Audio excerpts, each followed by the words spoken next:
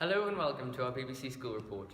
Recently, a young kickboxing champion died after collapsing in the final seconds of his title fight.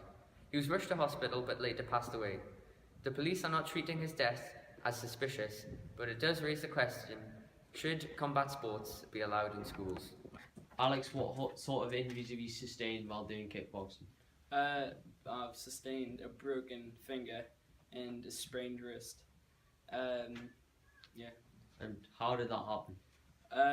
Well, I punched someone and I broke my finger and sprained my wrist. So do you think it has an effect on people's health in general? Well, if you know how to do it, like if you do it properly and follow whatever the instructor says, then you should be alright. Mr. Harris, what is your opinion on combat sports being allowed in schools? Combat sports like karate, boxing, that sort of stuff. Yeah, good, definitely.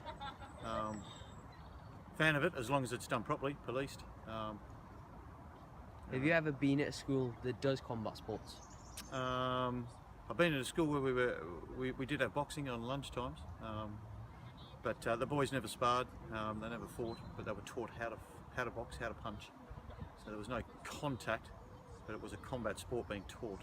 The participants in combat sports are some of the fittest people in sport, so I would say the long-term health benefits are quite strong. It's actually when you get to the competing part where they can have serious negative health effects like concussion and broken bones and fractures in the face and that sort of thing. So I would say leading all the way up to the actual one-on-one participation, I think the health benefits are excellent.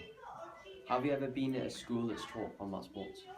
Yes, my previous school was heavily into boxing. We were located next to a really successful local boxing club, and we had lots of boys who were England internationals.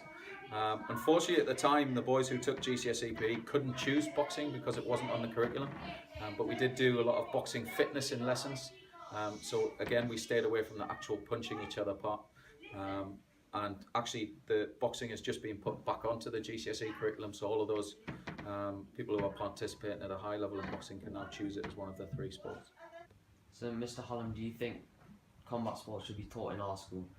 As a co-curricular club, I think if you've got enough people to do it, you've got enough volunteers that are willing to sign up to that club. I think it could be done. Yeah, if you get somebody who's qualified to run the club from outside. What do you worried about health effects on students? Not with a professional coach who's qualified to take that group. I don't have any more concerns about that than I would do about rugby. We have qualified coaches that take rugby, and as long as it's in a safe environment, I think it could add some positive knock-on effects for health, discipline. So yeah, I would support it. In conclusion, we can agree that combat sports are perfectly acceptable for kids with the right supervision. It can even help kids in later life, giving them attributes such as self-defense and discipline.